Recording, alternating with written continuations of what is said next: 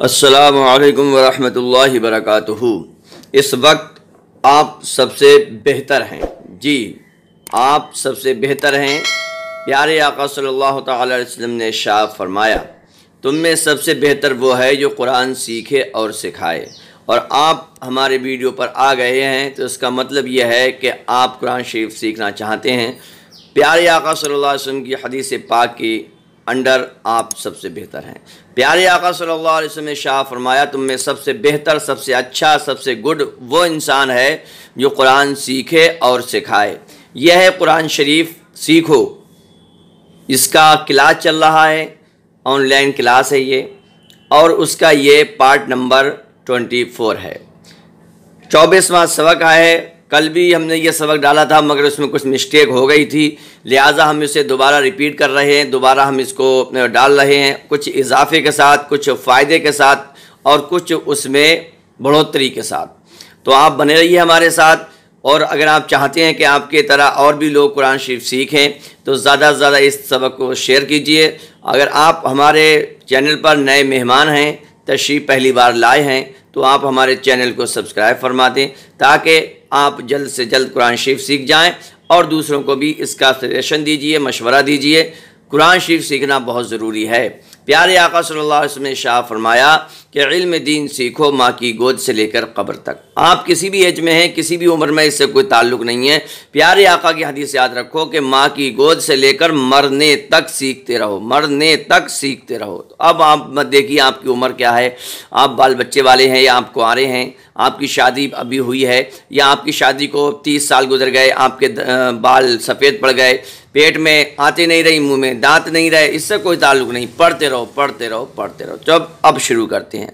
आज का सबक नून साकिन और तनवीन के मुतालिक है। ये सबक और इससे पहले भी आप पढ़ चुके हैं, आज हम फिर इसको पढ़ा रहे हैं और ये कुछ दिनों तक चलेंगे, क्योंकि नून साकिन तनवीन ये कुरान शरीफ में 80% इसको फॉलो करना पड़ता है। जी, इसको 80% हमें इस नून साकिन और तनवीन से मुलाकात होती है हमारी।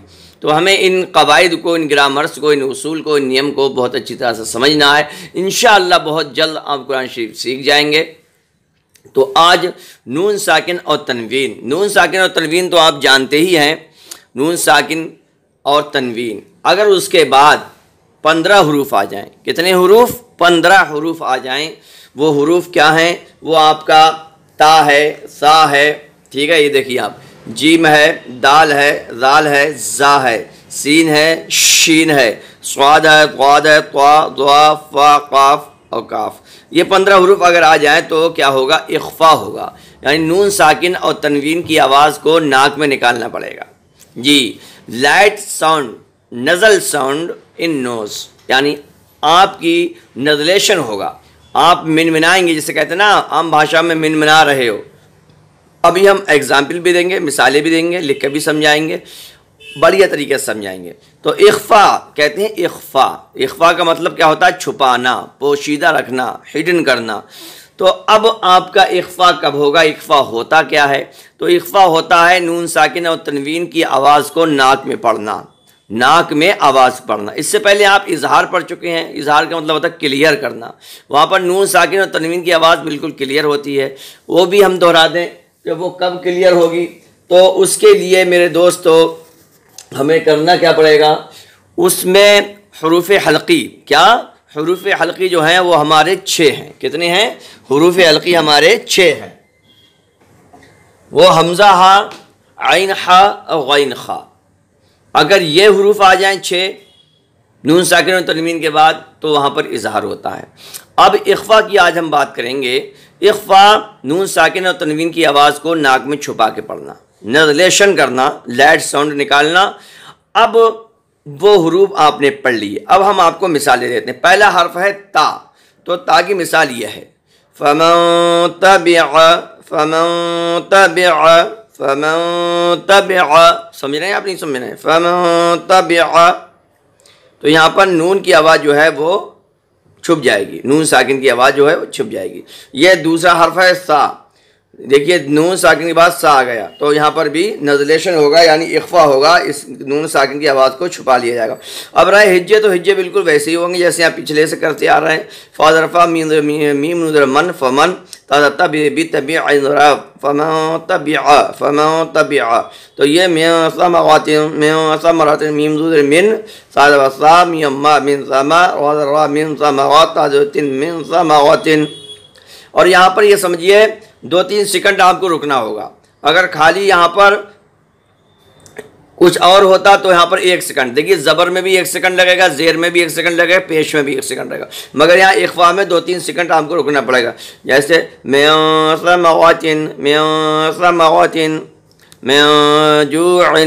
मिन जीन बाबी जू मिन जू इन मिन जू मिन दाल बाबे दू मिन दू नी मिन दू नी कामिस्कुम मिन दू निकुम, समझे? इसे मिन दू ने नहीं पढ़ेंगे, ये मजहूल हो जाएगा और मारूफ पढ़ना चाहिए। मिन दू निकुम मिन ज़हबिन मिन ज़ा हज़र हाबिद बिन मिन ज़हबिन फ़यन ज़ललतुम फ़ज़रफ़ा हमज़ा इन फ़इन ज़लम लाम दो ज़बर लाम ज़बर लल फ़यज़लल तामिस्तुम फ़यज़ललतुम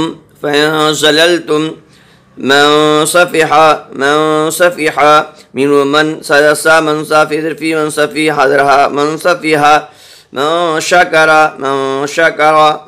शकरा मीम नुदर मन शीन शकरा कम शकरा ज़रा मन शकरा। आपको ये ज़बर नहीं खींचना है, ज़बर में बस 1 सेकंड लगना है, इस तरह से आप समझ लें।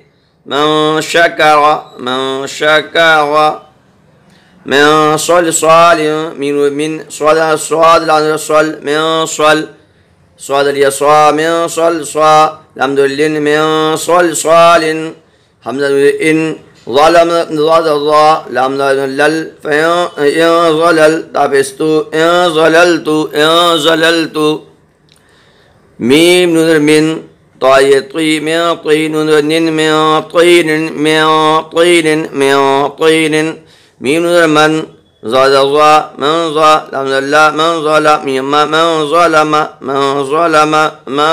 ज़लमा मीम नुदर मिन फ़ापिस्फु रिबाबिस्रु में फ़ुरु जिम नुदर जिन में फ़ुरूजिन मीम नुदर मिन क़ब में क़ब लम पेशलु में क़बलु मीम नुदर मिन काज़र की में के काज़न ते खड़ता में किताब बिन में किताबिन। समझे? तो आपने ये जो मिसालें पढ़ी ये हैं नून साकिन की। अब इंशाअल्लाह कल के सबक में हम आपको तनवीन के बाद ये हुरूफ आ जाएं, हुरूफ इख्फा तनवीन के बाद आ जाएं तो वहाँ पर भी इख्फा होगा, तो तनवीन की मिसालें हम आपको कल देंगे। वीडियो लंबा हो जाएगा, सबक लंबा हो जाएगा, क्योंकि अभी हम आपको लिख के भी बताएंगे। तो अब हम आपको लिख के समझा देते हैं। इख्फा का मतलब क्या होता है? छुपाना। ये याद रखें, इख्फा का मतलब होता है छुपाना।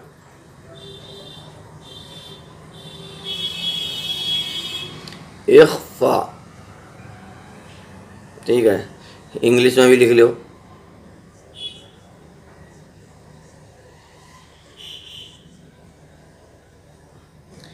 इसका मतलब होता है छुपाना, और वैसे होगा मतलब इसका कि नून साकिन और तनवीन की आवाज़ को नाक में पढ़ना। नून साकिन और तनवीन की आवाज़ को क्या में पढ़ना? नाक में पढ़ना। अब इसके हरूफ कितने हैं? 15 हैं। इसे बोलते हैं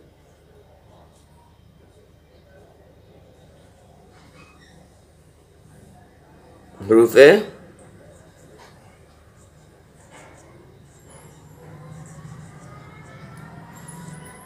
इख्फा।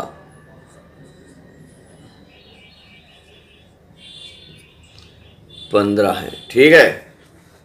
हरूफ इख्फा जो हैं आपके 15 हैं, वो हम आपको क्या कहते हैं लिख कर दिखा दे रहे हैं ताकि आपको आसानी हो जाए। 15, एक तो आपका है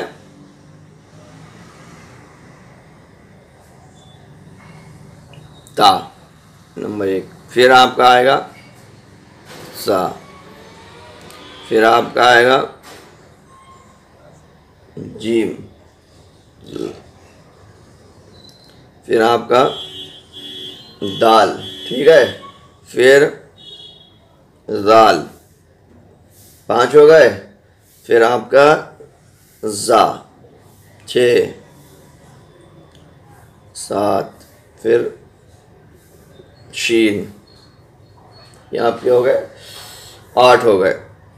फिर आपका स्वाद, ये आपके 9, फिर आपका द्वाद, ये 10, फिर आपका त्वा, फिर आपका ज़ुआ,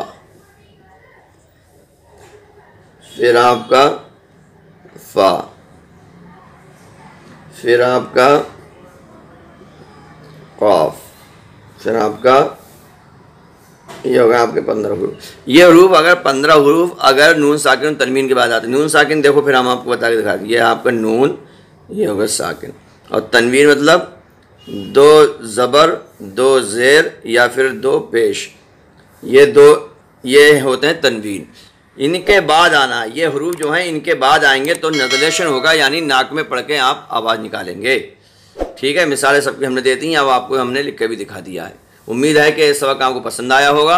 आप इसको ज़्यादा से ज़्यादा शेयर कीजिए, लाइक कीजिए, हमारे चैनल को सब्सक्राइब कर दीजिए और लोगों को इसके बारे में बताइए कि कुरान शरीफ सिखाया जा रहा है आसान भाषा में, हम हिंदी में भी और इंग्लिश में भी समझा देते हैं ताकि आप लोग ज़्यादा से ज़्यादा इसको समझ पाएँ। अस्सलामु अलैकुम व रहमतुल्लाहि व बरकातहू।